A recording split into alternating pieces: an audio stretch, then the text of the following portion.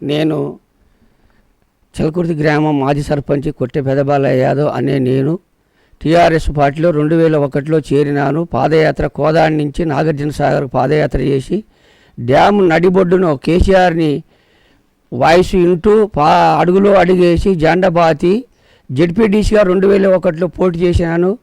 అనేక సమస్యలలో పార్టీకి ఎలాంటి సేవ చేసినాను. 32 మంది ఇంకా కేసు తిరుగుతూనే ఉన్నాం. ఈ టీఆర్ఎస్ పార్టీ కొనసాగుతూనే ఉన్నాము.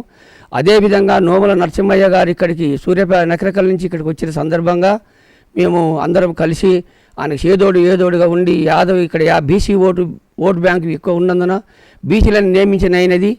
అప్పటికి మధుసూదనాచారి, నాయన నరసింహారెడ్డి, విజయరామారావు అందరూ వచ్చి ఆలయకు వచ్చి కంపల్సరిగా నోముల నరసింహ గారే చేయాలంటే నోముల నరసింహ గారు రెండోసారి కూడా గెలిపించడం జరిగింది. అదేవిధంగా పార్టీలో ఎన్నో పని చేస్తున్నాము. కేసీఆర్కు నేను ముఖాముఖి మనిషిని. ఆయనతో పాటు 2001 నుంచి పార్టీకి పనిచేసినాను. హరీశ్రావు వాళ్ళందరూ కూడా నన్ను బలోపేతం చేసి జెడ్పీటీసీ టికెట్ 2000 ఇచ్చినారు. మళ్ళీ మార్కెట్ కూడా ఉండాలని ఎంతో కష్టపడి నిష్ఠురపడి పార్టీకి పనిచేస్తూనే ఉన్నాం. ఇంకా పనిచేస్తూనే ఉన్నాం. మా టీఆర్ఎస్ పార్టీ బలోపేతం కావాలని జిల్లా నాయకులు కూడా విన్నవించుకున్నాము. పెదబూరెం మండలంలో 0 ఉంటే అట్టి పార్టీని హీరో పాత్ర తీసుకొచ్చినాము. చాలా కార్యక్రమాలు చేసినాము. పింఛన్లు ఇచ్చినాం.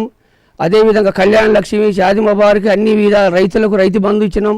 ఇలా కాంగ్రెస్ పార్టీ వచ్చి మాయమాటలు చెప్పి ఎన్నో మసకలు చెప్పి ఎన్నో విధంగా చేసి జనాలకు కళ్యాణ లక్ష్మి లేదు, రైతులకు రుణమాఫీ చేస్తారని కొంతలకి రుణమాఫీ చేశారు. మిగతా వాళ్ళకు రుణమాఫీ రాలేదు. 2 లక్షలు అన్నారు.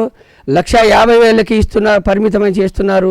అందుకనే టీఆర్ఎస్ పార్టీ మళ్ళీ రూలింగ్ రావాలి, ప్రజల్లో చైతన్యం వచ్చిందని ప్రభుత్వానికి మనవి చేస్తూ ఇకనైనా 2 లక్షల రూపాయలు రైతులను ఆదుకొని ఎన్నో వర్షాలు వచ్చి ఇబ్బందుల పాలవుతున్నందున రైతులను ఆదుకోవాలని ప్రభుత్వానికి మనవి చేస్తూ ఇక్కడ ఎమ్మెల్యే గారికి కూడా ధన్యవాదాలు చేస్తూ స్థానిక సంస్థల్లో మండలాలు, జిల్లా పరిషత్తు, గ్రామ పంచాయతీలు ఉన్నాయి. ప్రజలు అందరూ చైతన్యవంతులైనారు. బీసీ, ఎస్టీ, ఎస్సీ, మైనార్టీ వాళ్ళు నువ్వే ఉండాలని వాళ్ళ ఆదేశం మేరకు అంటున్నారు. మరి ప్రభుత్వం మాకు లేదు, టీఆర్ఎస్ పార్టీ బలంగా ఇక్కడ లేనందున మరి ప్రజల మనోభావాల కోసం వాళ్ళ ఆశయాల కోసం అవకాశం వస్తే బీసీ అయితే తప్పకుండా పోటీ చేస్తాను, నన్ను నమ్ముకున్న ప్రజలకు న్యాయం చేస్తానని అందరికీ మనవి చేసుకుంటున్నాను. సర్పంచ్ అయినా ఎంపీపీ అయినా రెండిట్లా ఏది బీసీ వచ్చినా చేయాలని అనుకుంటున్నాను. నేను ముందంజల్లో ఉన్నాను. ప్రజలు కూడా నన్ను బలోపేతంగా చేయమని కోరుకుంటున్నారు. ఖచ్చితంగా చేస్తాను. ఖచ్చితంగా నమ్మకం ఉంది. ప్రజల్లో నాకు మంచి వాల్యూ ఉన్నది. ప్రజలందరూ కూడా మా వైపు ఉన్నారు. పార్టీ ఏదైనా మనిషి కావాలి, మనిషి కావాలని విధానంగా ఉన్నది సార్. Party మారను sir. నేను ఇన్ని సంవత్సరాలైనా కేసీఆర్ అమ్మటే నడుస్తాను, కేసీఆర్ అమ్మటే ఉంటాను.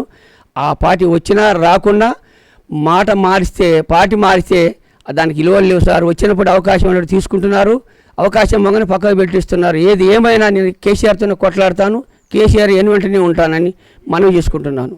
బీఆర్ఎస్ పార్టీలో ఉంటున్నాను, సచ్చిందానికి ఉంటాను సార్.